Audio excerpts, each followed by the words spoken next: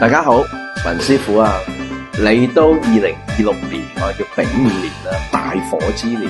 屬猴嘅朋友咧，今年叫火煉金猴之年喎。嗱，古有孫悟空啊，經過火煉金丹之後咧，爆頂而出，能夠逆轉乾坤。所以屬猴嘅朋友咧，今年咧預咗喺前半年咧，可能有啲試煉，有啲奔波勞碌，到咧年中打後咧，可以大器晚成喎。嗱，所以屬猴嘅朋友咧，一字記之啊，動靜不得，喐動多啲啦，走走趯趯啦。我哋叫動中生財，動中掌權。如果你 stay 一笪地方太耐咧，你就算去下廁所啊，去下 pantry 啊，食完飯唔好留喺屋企啦，落樓下行個圈啦。另外今年咧，你就有好多我哋叫麻煩嘅星啦，孤神、地喪、地黐、喪門，我哋叫做咧黐服喪氣啊。哇，簡單啲，冇乜必要咧，唔好探病問喪。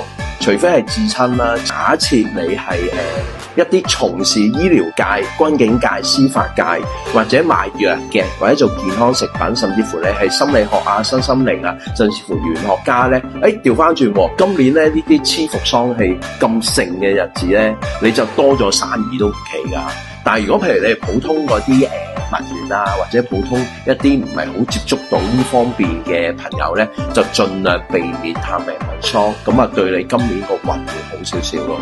咁尤其啦，有陣時邊方面啊，健康啦、錢財啦，甚至乎感情咧，你都有少少力不從心嘅感覺，情緒會比較低落少少啦。咁感情嗰方面咧，千祈唔好帶啲負面情緒翻屋企啦。因為你嗰個感情運容易去損耗。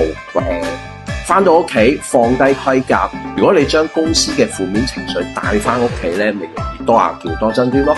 咁另外亦都有喪門呢粒星咧，某程度上啦，老人家小朋友尤其需要注意身體同埋一啲口舌是非，小人都特別多啊。